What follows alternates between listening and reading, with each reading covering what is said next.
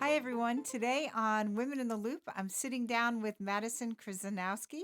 She's a certified dog trainer, founder of Maddie's Dog Walking, and a young business owner caring for over 100 animals. Madison started her journey building confidence through performance at acting a part, and we'll talk about that. And today she's using that same voice to run a thriving pet service business while still in school. Welcome, Madison. Thanks for having me, It's Erika. really great to see you. I feel like I haven't seen you since you were 5. Yeah, that's probably about right. It was great. So, just a little backstory. Madison started acting classes with me when she was little, and she was in my little actors program for quite a few years. Yeah. And I think you were past little actors when you graduated out of acting a part. But that's where you started. And I wondered, has it helped you being in that environment in your business? Oh, absolutely. In Yeah, what way? 1,000%. It from just the day to day of talking to clients and running my own classes in terms of like the dog training, that sort of stuff. It any type of public speaking just helps so much, whether it's in life, in my business, whatever.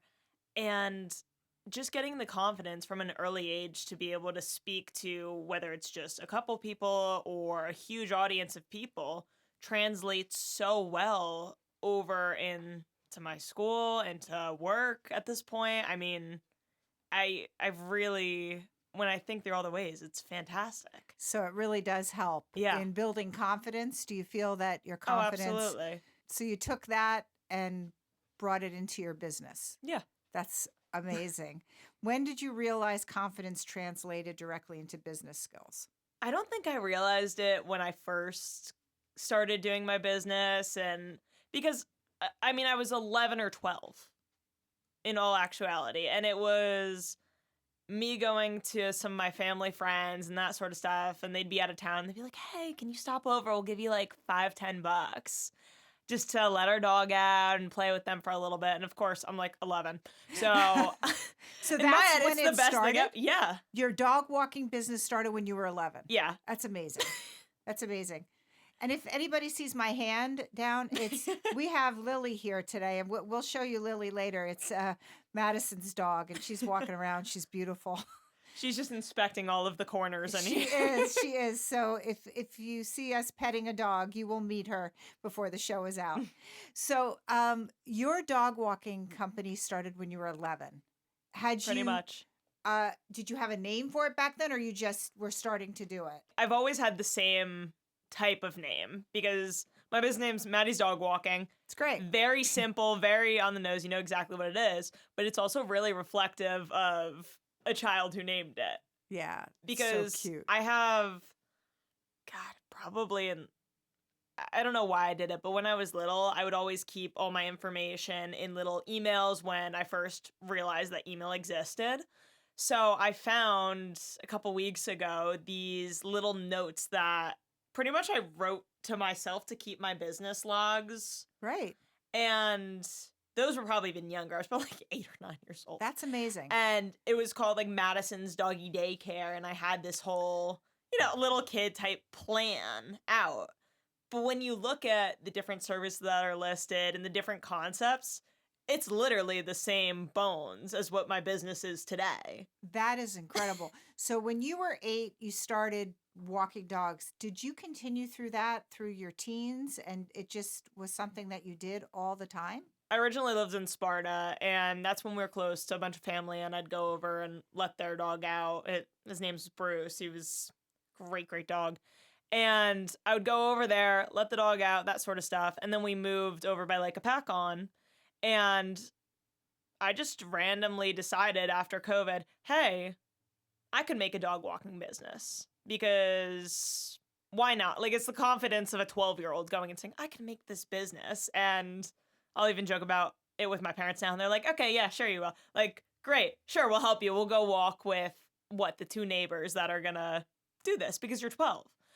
And I did end up one of the neighbors we knew. She was going back to work after COVID and everyone got dogs. And then everyone needed pet care in some sort of way because all of a sudden life opened back up. So I just started like here and there would, my little list of clients. So it would be 3 dogs at a time, and just I would sporadically get them, and my parents would come and help me walk the dogs and go into people's houses because they don't want me walking alone because I'm 12 again. Right. And I think I made a couple little flyers that I would just hang up, and we have this little board, so we just kind of tack it to that. And I mean, yeah, that's really how it started. That's incredible. When did it become more than a side job, I should say? I feel like it really started getting bigger right before I went to college and then right after I came back. So, kind of towards the end of high school, I guess, in between that little time period till I went to the University of Vermont, which was the first college I went to, it really started picking up. I started getting a lot more big clients, and by that I mean that I would go there multiple times a day, or I'd go multiple times a week. And it just, I don't know, it just started building itself up through word of mouth. And then when I had gone up to UVM, I couldn't walk dogs, but I spent 1 semester there, hated every second of it. I'm very much a homebody. I love being close to family and all that sort of stuff. So I actually came home after a semester. And then after that, I played tennis for a semester at Drew University, which is where I am now. And afterwards, I just started getting more clients through word of mouth. I started advertising a little bit more intentionally online. And I don't know, it just started building up so much. So I decided, okay, I'm going to just full steam ahead with this and put my focus into that. And you have 100 animals you take care of now? To date, I have 107. Okay. So tell me what taking 107 animals, taking care of them, means on like a day-to-day. Yeah, so it depends on a day-to-day. Right. So, you have your normal 9 to 5 people that need somebody to go there every day, or a lot of people have hybrid jobs, so 2 to 3 times a week. Right. Midday. And that's a bulk of them. But then you also, because obviously I'm not doing 107 dogs a day. I wouldn't have legs anymore. It is just fun to say I have 107 animals I take care of. That's incredible. But it ends up being, you have your dogs, you have your cats, people who have birds, small animals, all that type of stuff. So it's all types of animals you It's take all care types of. of It's animals. not just dog walking anymore. But the name is like Ama- my trademark at this point, so I can't, even if I wanted to, I can't get rid of it because everyone knows me by that. Maddie's in my dog direct area. walking. Yeah. So for many years, people were like, "Wait, you do cats Maybe you and should birds have like too?" an animal care added on the bottom or something. I need like pet services Yeah. right under. Yeah. Well, that's what I've started to do a little bit, to be like, Because Maddie's dog obviously walking. you take care of more than dogs. Yeah. What were your early challenges when you started the business? Well, I was 12. So Sure. Well. age was definitely a big one. Think about any of the 12-year-olds you know. How likely are you to trust them with your dogs?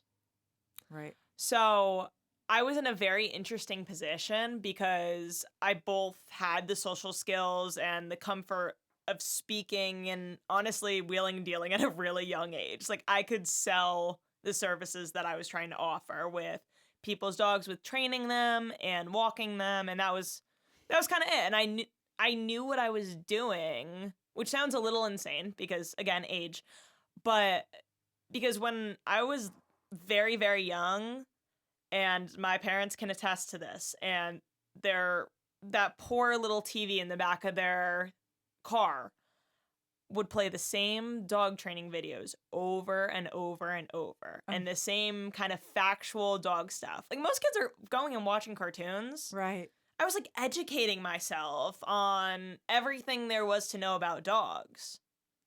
So people would have issues such as their dogs were pulling on leash, which is now as a trainer, that's what I specialize in, loose leash walking and reactivity. And this 12-year-old child could go take the leash from their hands and say, okay, here's the techniques you need to do to get your dog to walk right next to you in 5 minutes. Wow.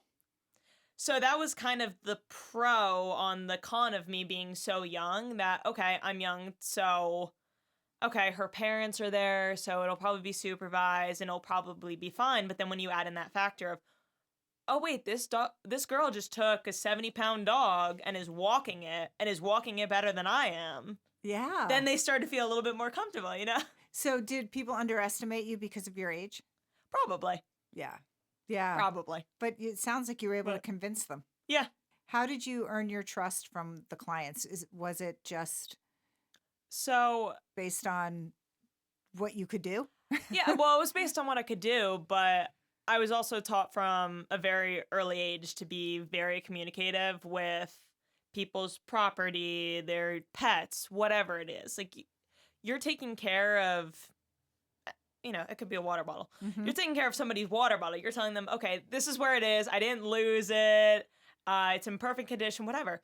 So at every single walk when I would get there, would text the clients and say, hey, I'm here. I'd take their dog on a walk, usually longer than I said I was going to, just because I enjoyed spending time with people's pets. Yeah, that's And great. I mean, it's a love of mine. Even now, I still do that if I'm not booked back to back. And then they'd come back to either pictures, videos, usually a combination of both, tell them what the dogs did on the walks, whether they went to the bathroom or they could chase a squirrel and it was in there. Like, this was the most detailed log That's so that great. they ever had. I'm sure parents and people Yeah. loved it. Yeah. Everybody loved it. Oh, yeah. Yeah. That must be like a sense that would be for me, that would be a sense of feeling like you're doing more than you have to, and Yeah. comfort that you're with my dog and you're taking care of my dog. And you train too, so it's incredible. Has entrepreneurship, what has it taught you about leadership? Anything? A lot. Yeah? The pros and cons of it. And what is that? What would you say? Because on one hand, to a certain degree, I love being in charge of a situation. I really thrive in that leadership type position. So even now, kind of the steps I was talking to you about with me texting the clients, that's now translated over into an app that I use. So, and that does, I don't know if that's great or not, but yeah, I have an Yeah. app that I use that I send all these updates to so they could check it at their own Did you convenience. create the app, or Yeah. you created an app too? Yeah, I worked with a team for the software because I don't know how to code What's it to save my called? life, but And it's Pet Pocketbook. what can people do on it, and can they download it? Yeah, so pretty much yes, everything. So the app's called Pet Pocketbook, and I worked with a software company to take some of their already established software because I'm no coder. I don't know technology in that sense. So I reached out to a company who actually my previous boss had used. She was a pet sitting company for many, many years, and I was an independent contractor for her. So I didn't know it at the time when I reached out to the company and then realized it looked similar. So I ended up using the same software. But pretty much I reached out to them. I said, here's all of my information, because at that point I had Google Docs, Google Drive, Word. I mean, my stuff, it was organized, but it was organized chaos. And at the end of the day, trying just to total everything and figure out where I went, and because I wanted to keep records of everything just to have it a little bit more meticulous. I was, again, doing this at by this point I was probably 14 keeping these records, which is Right. kind of insane. And so last year, yeah, I guess it's about a year from today, I reached out to the company. I said, hey, I would really love to use your software for this app. What do I do? So I sent all my stuff over for the initial stuff. And essentially, they built me a custom website. Well, not really a website, a custom app. And from there, my clients get to see, okay, this is when their scheduled walk time is for their dog, or pet sitting for their cat, or training or grooming. I do nail trims for animals too. So if that's on there, so they can either see that this is already scheduled, or they can go into the app once they download it. On iPhones, they just download in the App Store. Unfortunately, they don't have it for Samsungs yet, so they just have to use the web browser version of it. But essentially, they go in and they see all the different services. Some clients have more customized training plans tailored to them. So they go in, they select what they want, they select the dates they need for it, sends me a notification. I either approve or deny it. And if I have to deny it, I'll just reach out to them and say, hey, we need to do this another day, another time. But yeah, this has really helped me keep myself very organized. Everything's in one place now. It's not just walks for me, it's for all 7 people that work for me. So there's a big master one that I can see what's going on every day. I can see the walks in progress. When they're done, it sends me little GPS coordinates with a little map that says how far they went, where they went, what the dogs did, pictures attached to it. Amazing. Yeah, and it sends the clients a little report card at the end of the walk where they can communicate with the walker if need be. Just, it could be something as simple as, hey, can you make sure the front door is locked? Or, we didn't shut the garage. But just so they have that little extra bit of communication while also maintaining that I'm the person to go to if there's a bigger issue or if they have an issue with a walker, which, knock on wood, never had. We've had a very clean record for years and years and years. So yeah, it just allows them to have a little bit more visibility of the situation going on. Peace of mind. Yeah, so they don't have to worry about, and I don't have to worry about, did this walker get there? Are they really there for as long as they said they were? What's going on? Now I get my little helicopter mom app out and I go, okay, where were you? What were you doing? Who were you with? Great, it happened. And if one of my walkers is, believe right now it's set to 15 minutes. 15 minutes late from the original start date in the app, it sends me a notification to say, hey, they're not there. So then I know, as the owner of the company, hey, this person's not there. And I can call them up and say, hey, where are you? Right. And, once in a while, there's certain circumstances, and I try to be flexible to a certain degree. But at the same time, if that's there, that's kind of the latest time we have. Let's make sure we get our butts there and get moving. If you're a prospective client of yours, can they download that app and see what you offer right on it? So typically how it works is any prospective clients, they'll see me through social media or word of mouth is usually the biggest thing. And they contact me either through there or a phone call, and I do a meet and greet with them in person. Mm-hmm. Always do a meet and greet first with myself and the client. Then after I assess the situation and make sure, okay, these are dogs that, and I have some aggressive dogs that I walk or reactive dogs. I just need to assess the situation and make sure the owner's being honest with me as they were saying they were over the phone. Because, okay, it's our dogs. We fudge it a little bit sometimes. So I want to see it for myself. Once I go through that process and I feel like it's going to be a good fit, they're happy, I'm happy, then I set them up with the app. That's great. Just because I don't want somebody signing up for it. I don't know who they are. And then, that makes then I got to kick them off my software 24 sense. hours later. It's wonderful that you have that. It's incredible that you created that. That's another piece of the magic of Madison. That's great. How does being a certified dog trainer set your business apart from others? It gives me a leg up in both the dog training community and just the dog community in general. Because when you take the time, think of it like your master's or your PhD. This is what that is on the dog training level. That, okay, you know how to train dogs, great, but then you go and you get a master's, and now we're even more qualified for it. So by getting the certification, it sets you apart from, okay, here's a person who has watched a couple YouTube videos and they may know a ton about dog training. I'm not disregarding that in any means. But versus here's someone who's taken the time to properly educate themselves, not just on training, but different types, whether it's force-free or balance or R+, or whatever. You learn these different concepts of dog training, and you also learn dog behaviors. You learn the different things to prevent a bite. You learn how dogs interact with society. And it kind of just puts you in a different position where you're adding on your level of knowledge. So you can both help to educate the dog owners. You can better the dog's training for them to understand the concepts a little bit better.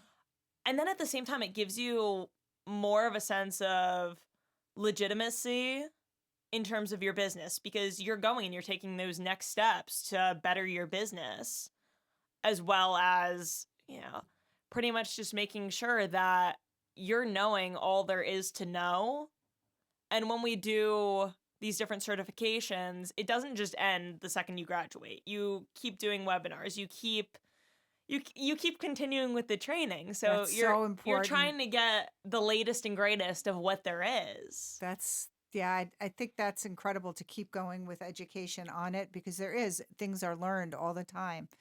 Do some people misunderstand what professional pet care is? Is there any challenges you come across when you Yeah, meet people? it depends. And I don't think it's intentional. I don't think that people who don't understand it are, marching around being like, I don't want to do this, and the professional aspect of it doesn't matter, and I'll just have this person do it. It's totally fine if you can have your neighbor walk your dogs. That's great. I'm happy that you have that resource. But whether it's a professional service or it's, I'm not a one-woman shop anymore. I got 7 people that work for me. I was just going to ask, do you? Yeah. So you have a team now. I got a team that works for me. And they're phenomenal. They're really, really great. That's great. I mean, Mom's still the #1 employee because she's been stuck with me this Mom. whole time. Go, Mom. She's doing walks for me right now as we speak. That's wonderful. Professional pet care is, again, that little bit of a step above that you know what you're going to get. Mm-hmm. And at least with my business model, I'm promising, this is the service, this is what we're going to do. And kind of like you said before, that it was this little bit of above and beyond. Mm-hmm. And to me, this is a passion of mine. So you can tell. It's never felt like, oh, I'm doing that one step. And it kind of hit me when I was reading the article they did on me in Lick Pack on Magazine, that one of the quotes my clients gave to them was saying, she gives them extra treats, she fills their water, she'll clean out the food bowl, that sort of stuff. And she just goes above and beyond. And in my head, I'm going, that's what I'm supposed to be doing. Yeah. And I genuinely feel like that, but you're not going to get that everywhere. No, but that's important that's people recognize that about you. So now you do this successfully, and you wrote a book. I did. Tell us the book, when it's coming out. What don't you do? My head is 10 places at once. It's incredible. It's ridiculous at this point. It's incredible. I don't do good with sitting still. No, you're a true entrepreneur. You are an absolute entrepreneur, and it's incredible because you've taken one thing and you've really utilizing every possible skill you have to teach and help, and it's incredible. What is your book called, and tell us a little bit about it? So my book's called Fave 50, and what is it? Fave 50. Fave 50. So like a little abbreviation of favorite. And essentially it's 2 parts. So you've got the fave part of it. So that's my 50 favorite commands, tricks, basic obedience, that sort of stuff. That's my fun stuff. I love teaching obedience. My other dog that I don't have here today, who's at home, Cooper, he's a AKC trick dog. Wow. So on the intermediate level, and we're working on it, is his advanced title currently, which that's going to be a little bit of work. That's a very incredible, high level though. to get to. And he's 8. What kind of dog? He's a Shih Tzu poodle mix. I had a Shih Tzu. Yeah. Gizmo. They're great dogs. He's fantastic. Yeah. Brilliant dog. And he's 8 years old, so we're kind of proving against the old dog's new tricks thing, which I disagree with. You could teach any dog at any age, with, some medical exceptions. But they're just sponges for knowledge at the end of the day. And it's really amazing when you put in the time and the dedication as an owner, what you get out of it. Yeah, that's important, I think. I think you have to be dedicated. So your book is coming out when? March 25th. And how will people be able to get your book? So my book will be on Amazon on March 25th. The pre-order date, still figuring that one out with my editor. We don't know if it's going to be the week before or a little bit more condensed to it. So stay tuned on that. But links to that'll be available on my social media links, all that sort of stuff. Yeah, that'll be a question I want to ask you, is how would people find you? Instagram's my best bet. You just type in Maddie's dog walking, and I'm happy to say we're now pretty much the #1 one that pops up. That's great. You could do that on there. You could type it into Safari and it pops up. Oh, that's wonderful. Even on Yelp, you put it in, first one that comes up now, which is pretty amazing. Great. What's next for Maddie's dog walking? More expansion? I don't know. Are you thinking I would love to. It's just past where you are in New Jersey? You yes. would like so to. yeah. So currently in New Jersey, I'm in the Mount Arlington area, which is kind of Lake Apacon, Succossana, that whole area. Then I have a couple areas that pop up in Sparta, actually, and then I have the Morristown, Chatham area, Oh, you which is do? kind of the new up and coming Yeah. one. So I want to keep putting a lot of resources into that area, because I've got some great people out there that are working for me. I've got some great clients out there, fantastic dogs. I mean, I'm a dog nerd at the end of the day. I got excited because I went a month ago to do a meet and greet, and it was a Nova Scotia duck tolling retriever. I'm like, I've never seen one of these in real life. Oh, yes. I'm so excited. Yes. And I talked about it for a week before I went, and I'm going, this is ridiculous. I'm 20 years old. I got a million things going on, and the highlight of my week is I get to see a new dog breed. That's incredible. That shows your passion. Yeah. Do you think you could see yourself franchising at all? Perhaps. Interesting. I franchised Acting Apart, and it's an interesting concept. Yeah. But and yeah, it's I feel something like you may want to down the road. Yeah. Something, but it may not be. It may not be something that you want. But it's something.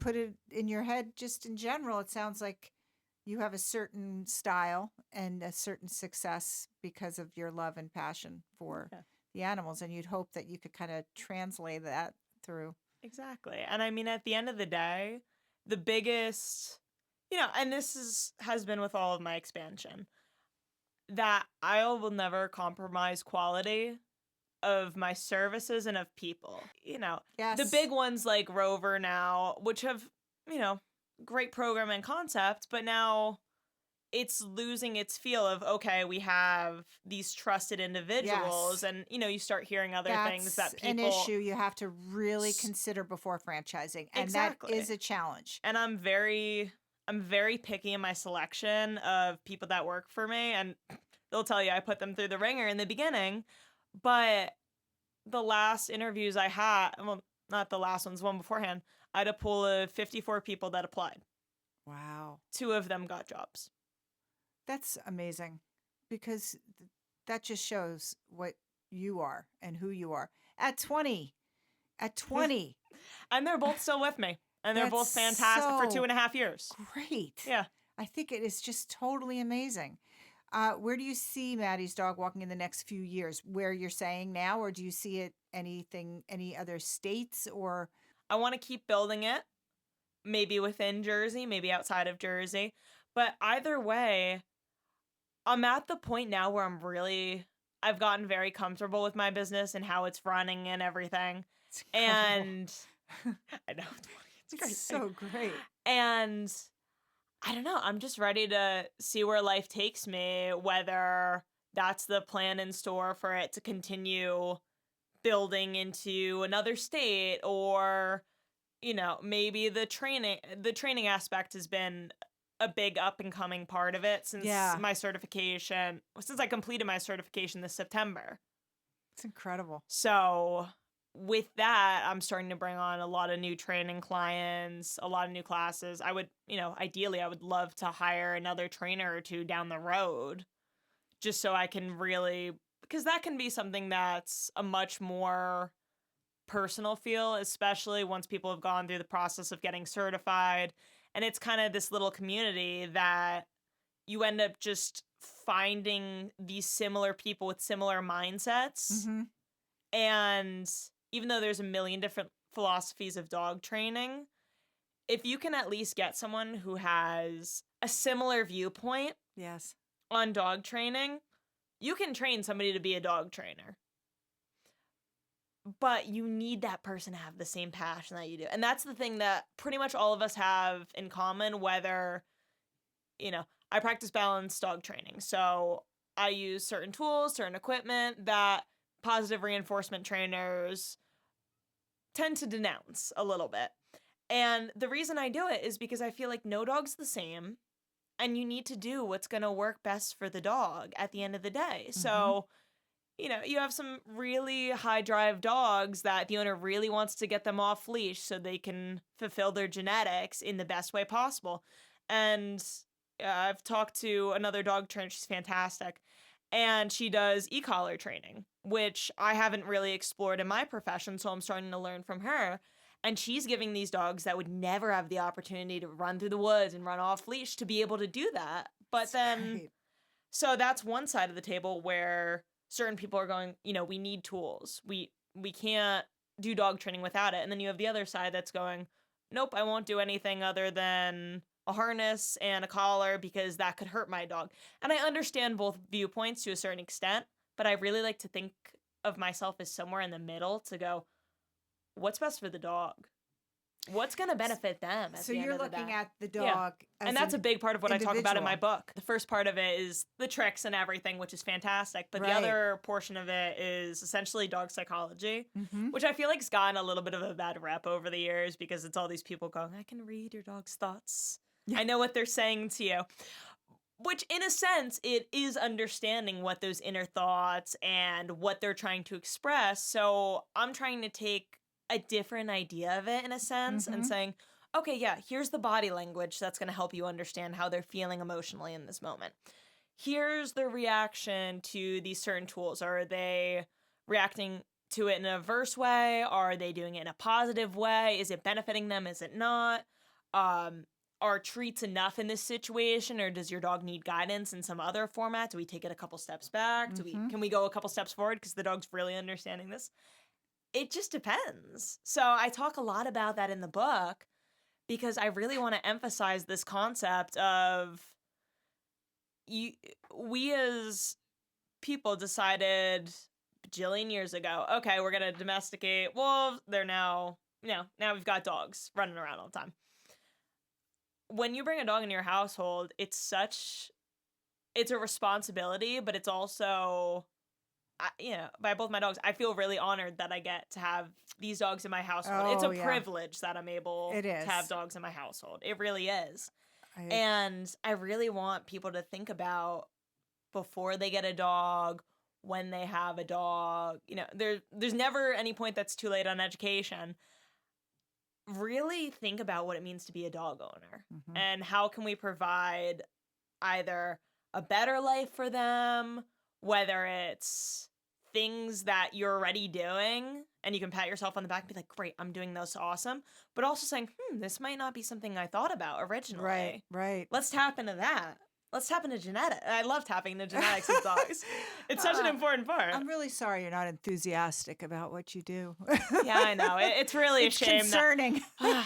Erika, I swear I haven't worked a day in my life. My Oh. parents always told me growing up, do what you love and you will never work a day in your life. I've never worked a day in my life. Absolutely. Is there one thing that you are proud of more than anything? I mean, I'm obviously very proud of this book that's coming out. My goal was originally I've always wanted to publish a book. You are. So, yeah, I know.